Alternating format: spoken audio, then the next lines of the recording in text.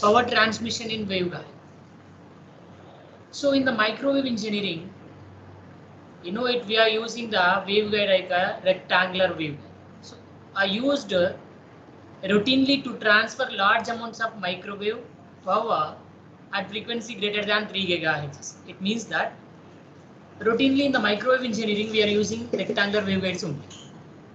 If you want to transfer any information from here to somewhere, you require power for transmitting your information from here to a certain distance or long distance, whatever it is. Your rectangular waveguides wants to transfer the signal from here to long distance means it requires large amount of microwave power, and that signal frequency is greater than 3 GHz. You know it, your microwave frequency in microwave engineering frequency is a maximum 300 GHz. For example, let us assume at 5 GHz the transmitted power might be maybe megawatts. I don't know exactly, because that reason might be maybe some mega. Assume that 1 megawatts, and the attenuation will be 4 decibels per 100 meters. So depends on the distance, attenuation will be getting, and you need to spend some amount of watts of power you need to spend for transmitting your information from here to somewhere or from here to long distance. So depends on the distance, the attenuation will be calculated and the power will be calculated.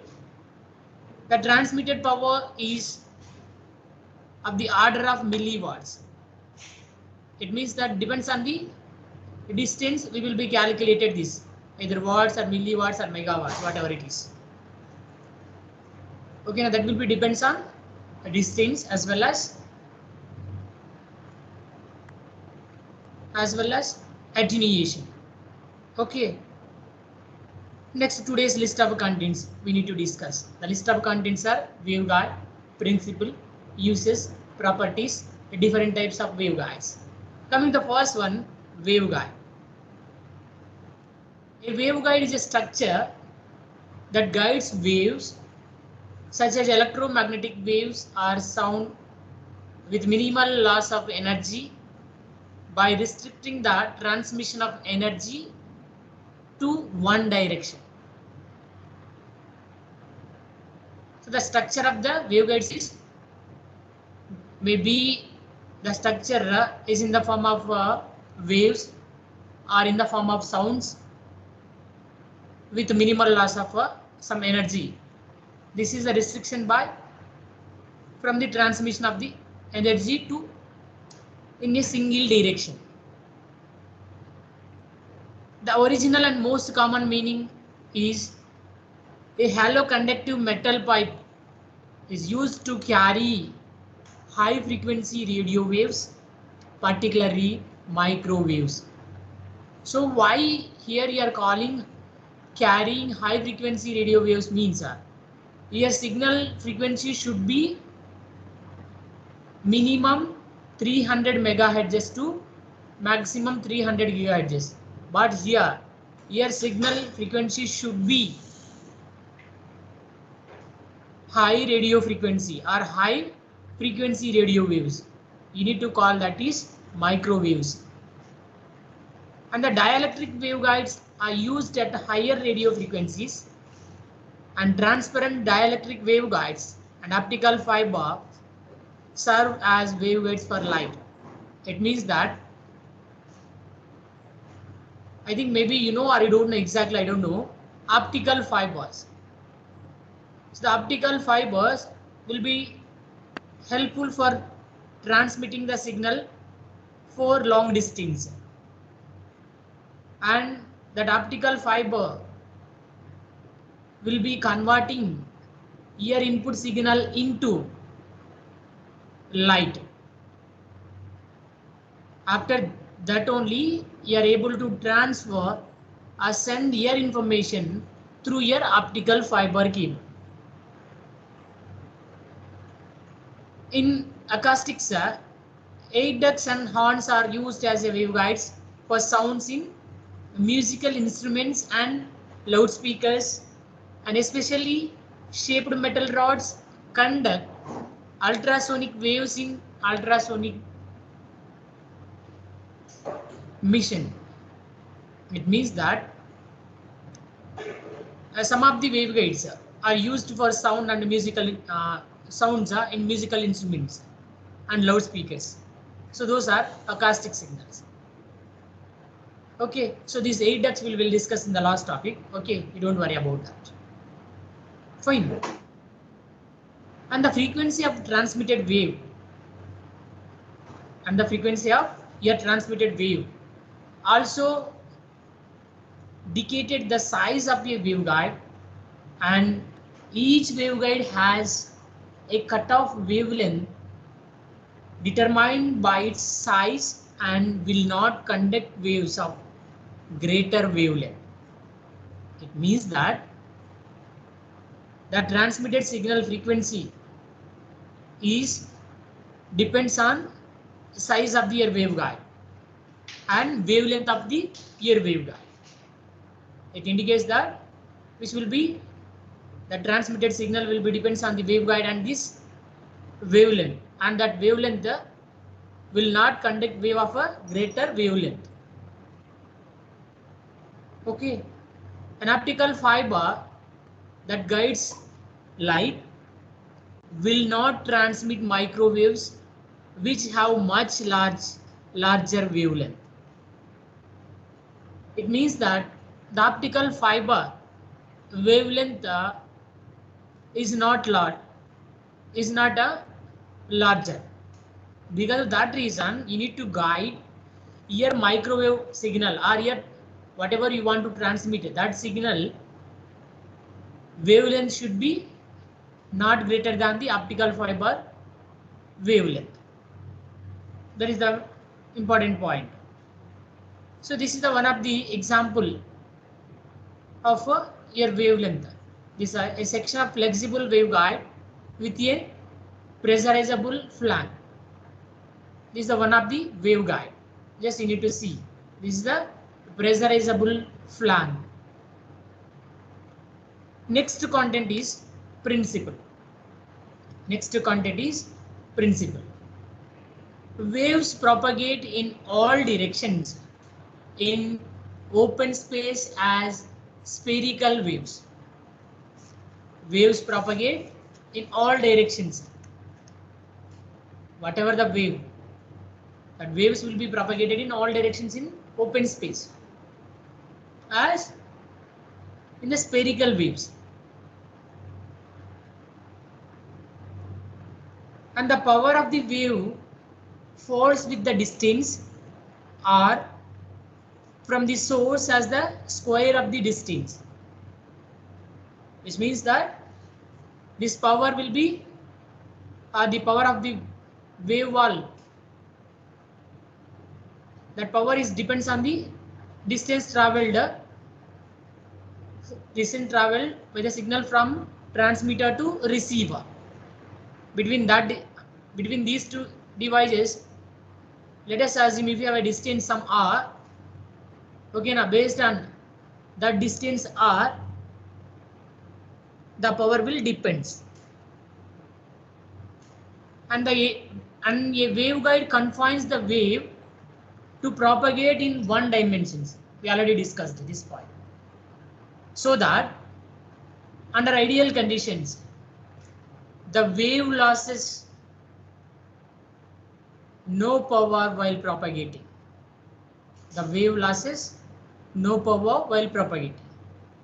So due to total reflection at the walls, waves are confined to the interior of a waveguide.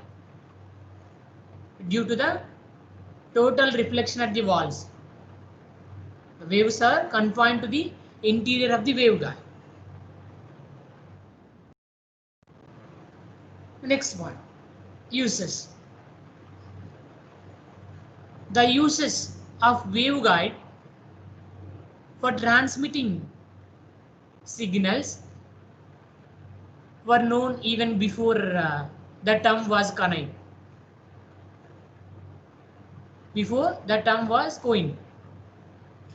So the phenomena of sound waves, guided through a thought wave have been known for a long time, as well as sound through a hollow pipe, and also you need to call such sometimes you need to call is a medical stethoscope.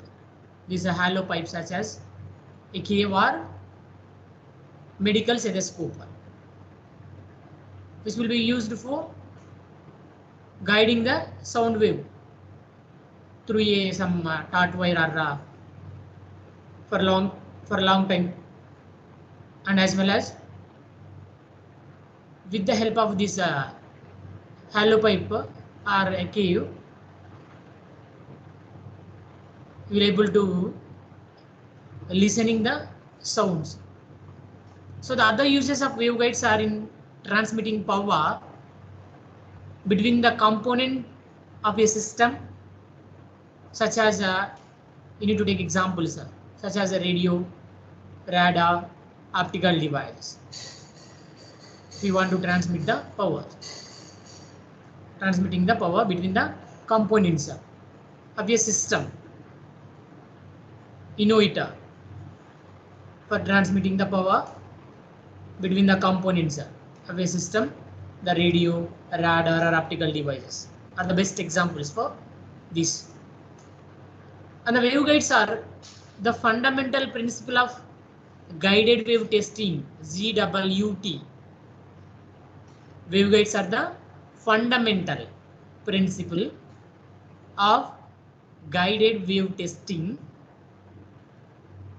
one of the many methods of non-destructive evaluation. Non-destructive evaluation.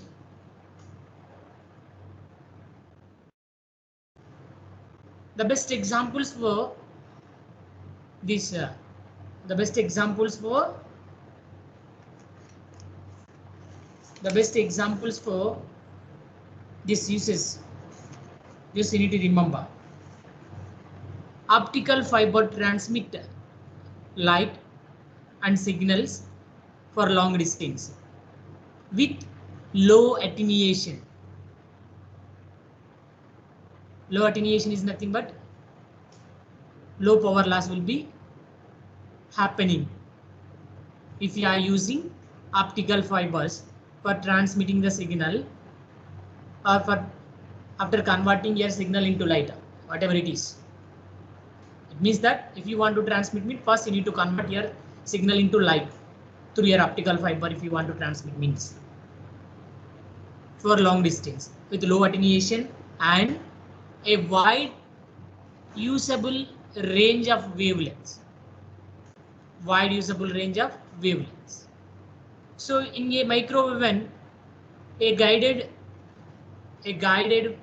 waveguide transfers power from the magnetron where waves are formed to the cooking chamber. In the microwave, a waveguide transfers power from the magnetron where waves are formed to the cooking chamber. In a radar, a waveguide transfers radio frequency energy to and from the antenna, where the impedance needs to be matched for efficient power transmission. Where the impedance needs to be matched for efficient power transmission. And let us assume if you have a rectangular or a circular waveguides. These waveguides are commonly used to connect feeds of parabolic dishes to their electronics, either low noise receivers or power amplifiers or transmitters, whatever it is. Rectangular and circular waveguides are commonly used to connect feeds of parabolic dishes to their electronics, either low noise receivers or power amplifier or transmitters. And the waveguides are used in scientific instruments to measure optical, acoustic and elastic properties of material and objects.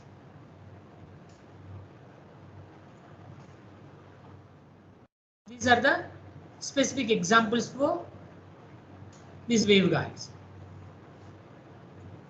Okay, and the next one is, these are the next figure you need to see. This is the example of waveguide, and this is the example of a waveguide and a diplexer in an air traffic control radar. So with the help of this, you will be able to control the air traffic with the help of this radar only. So in this we have a control of radar in this waveguide.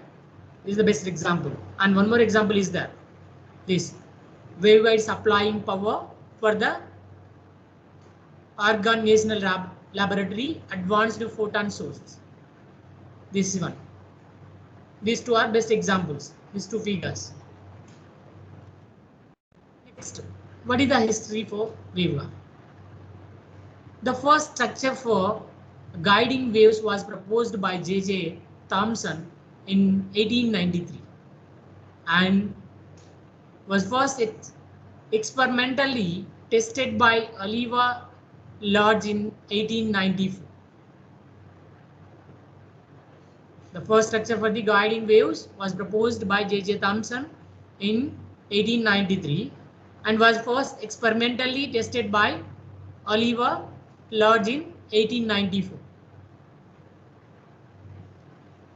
And the first mathematical analysis of electromagnetic waves in a metal cylinder was performed by Lord Rayleigh in 1897. He did mathematical analysis of electromagnetic waves in a metal cylinder. Okay. And the theory of sound, Jagadish Chandra Bose researched millimeter wavelength using waveguides. He started. And in the 1897 described to the Royal Institution in London, his research carried out in Kolkata.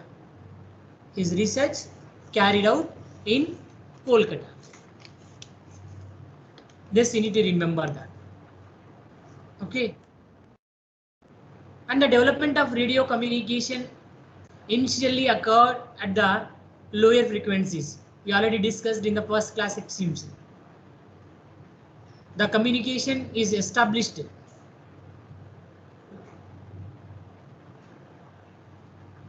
in the olden days with the help of lower frequencies because these could be more easily propagated over large distance. Let us assume if you want to transmit your information from here to long distance. Let us assume if your input signal frequency is more than, with around few gigahertz, let us assume. So you are unable to transmit your signal from here to long distance because the propagation losses will be more if you are using high frequency signals in the radio communication. Because that reason the developer was used low frequency signals for propagating over large distance. So the long wavelength made these frequencies unsuitable for use in hollow metal waveguides because of the impractically large diameter tubes required. It means that if you have long wavelengths, or else if you made long wavelengths, the frequencies is unsuitable for using in hollow metal waveguides because the impractically large diameter tubes required for year-long wavelengths. Okay, now the magnetron developed in 1940s by John Randall and Harry Boole at the University of Birmingham in the United Kingdom provided a good power source and made microwave radars.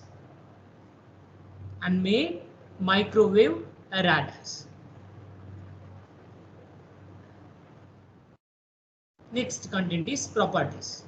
Coming to properties. So in the properties, you need to concentrate on propagation modes and cutoff frequencies of your waveguide. And a propagation mode in a waveguide is one solution of the wave equations, in other words, the form of the wave. A propagation mode in a waveguide is one solution of the wave equations, in other words, the form of the wave. Due to the constraints of the boundary conditions, there are only limited frequencies. Due to the constraints of the boundary conditions, there are only limited frequencies and forms for the wave function which are propagate in the waveguide. Forms for the wave function which can propagate in the waveguide. And the move with the lowest cutoff frequency is the fundamental mode of the waveguide. The move with the lowest cutoff frequency is the fundamental mode of the waveguide, and its cutoff frequency is the waveguide cutoff frequency. And the cutoff frequency is the waveguide cutoff frequency. And the propagation constant gamma of the guided wave is complex. The propagation constant gamma of the guided wave is complex in general. For lossless case, let us assume if you have a lossless cases, the propagation constant gamma might be found to take on either real or imaginary values. For lossless cases, the propagation constant might be found to take either imaginary or real values. So that values depends on the chosen solution of the eigenvalue equation and on the angular frequency omega. That values depends on that real or imaginary values. This depends on the chosen solution of the eigenvalue or eigenvalue equation and on the angular frequency omega value. Let us assume when gamma is purely real. Let us assume when the gamma is purely real, the mode is said to be below cutoff frequency. Since the amplitude of the field phases tends to exponentially decreases with propagation. Since the amplitude of the field phases tends to exponentially decreases with propagation. Let us assume if the value is propagation constant value is an imaginary gamma value. Instead represents more said to be in propagation or above cutoff frequency. Just you need to remember, if the propagation constant is real, the mode is said to be below cutoff. If the propagation constant and imaginary, that gamma value, the mode said to be above cutoff frequency in propagation. Then as the complex amplitude of the phasors of phases does not change with Z value, as the complex amplitude of the phases does not change with Z. You need to remember these 2 points. The propagation constant of the guided wave is complex in general for lossless cases. The propagation constant might be maybe either real or imaginary, whatever it is. That values depends on the eigenvalue equation and the angular frequency omega. When that value is purely real, it's said to be below cutoff frequency, since the amplitude of the field phases tends to exponentially decreases with the propagation. If it is imaginary, it represents, or it's said, the mode said to be in propagation or above cutoff frequency, as the complex amplitude of the phases does not change with Z value. Okay. Next, electromagnetic waveguides. So in the electromagnetic waveguides, we have a few waveguide types. From that, apart from that, we need to discuss the radio frequency waveguides. So the waveguides can be constructed to carry waves over a wide portion of the electromagnetic spectrum.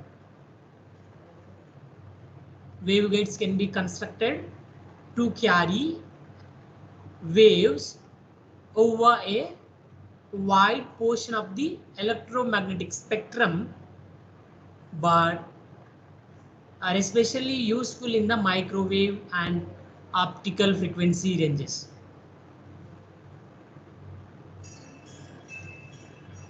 They are especially useful in the microwave and optical frequency ranges. Depending on the frequency value, they can be constructed from either conductive or dielectric materials. Depending on the frequency, they can be constructed from either conductive or dielectric materials. And the waveguides are used for transferring both power and communication signals. These radio frequency waveguides will be used for transferring both power and communication signals. You need to remember 3 points from radio frequency waveguides.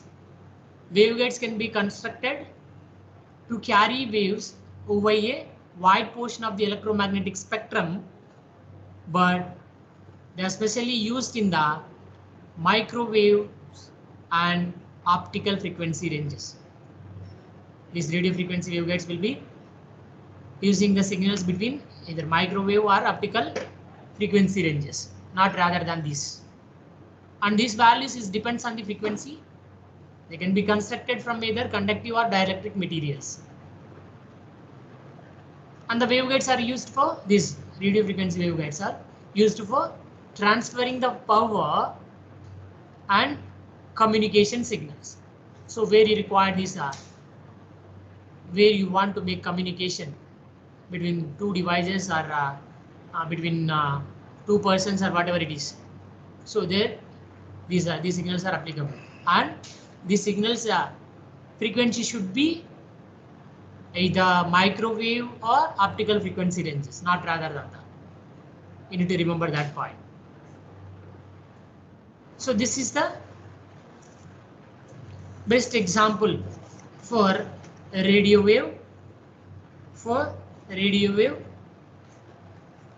frequency waveguides.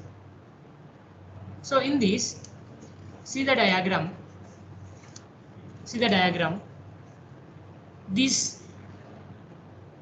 In this military radar, microwave radiation is transmitted between the source and reflected by a waveguide. And this figure suggested that microwaves leave the box. These microwaves leave this box in a circularly symmetric mode. In a circularly symmetric mode, it means that allowing the antenna to rotate, allowing this antenna to rotate. Then they are converted into a linear mode and pass through a flexible stage. The signals will be passes through a flexible stage. Their polarization is then rotated in a twisted stage. You need to remember twisted stage. And finally, they irradiated the parabolic antenna. This parabolic antenna. These signals will be using in the military radars.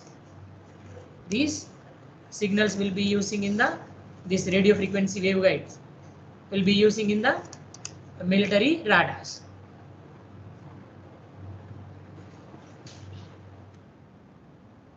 Next one, optical waveguides. Optical waveguides. The optical waveguides are used at optical frequencies, are typically dielectric waveguides. The structure in which a dielectric material with high permittivity and high index of refraction is surrounded by a material with lower permittivity. Waveguides used at optical frequency are typically dielectric waveguides. You need to remember, typically dielectric waveguides. And the structure in which a dielectric material with high permittivity and high index of refraction. These two are surrounded by a material with low permittivity. And the structure guides optical waves by total internal reflection. An example of an optical waveguide is optical fiber. Again, you need to remember. For this optical waveguide, the best example is optical fiber cable. The best example for that.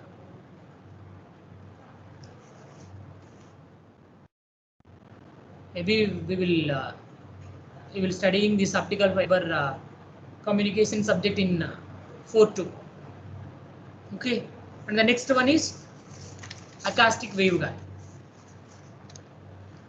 Acoustic waveguide is a physical structure for guiding sound waves. This acoustic waveguide is a physical structure for guiding sound waves.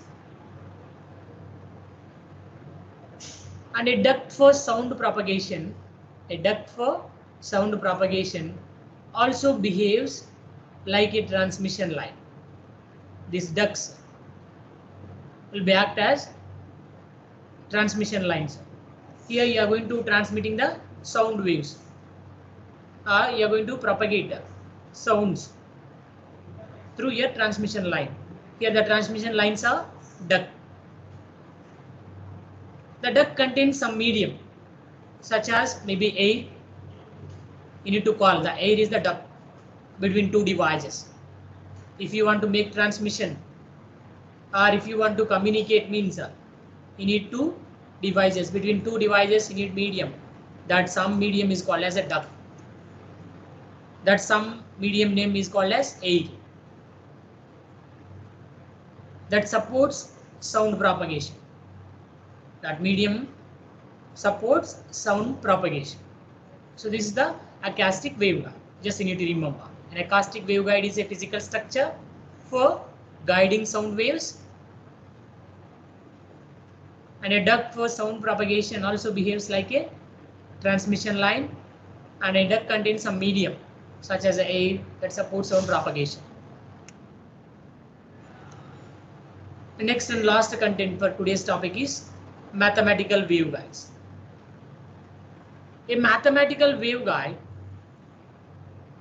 is defined as type of boundary condition on the wave equation such that the wave function must be equal to 0 on the boundary, and that the allowed the region is finite in all dimensions, but that value is equals to 1. A waveguide is defined as, this mathematical waveguide is defined as one of the type of boundary condition on the wave equation such that the wave function must be equals to 0 on the boundary, and that allowed the region is finite in all dimensions but 1. In all dimensions but 1. But 1 is indicates an infinity long cylindrical. Long cylinder is an example. And a large number of interesting results can be proven from these general conditions. Proven from these general conditions. It turns out of that any tube with a bulb where the width of the tube increases.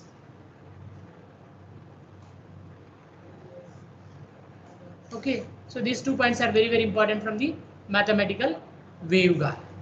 Mathematical waveguide.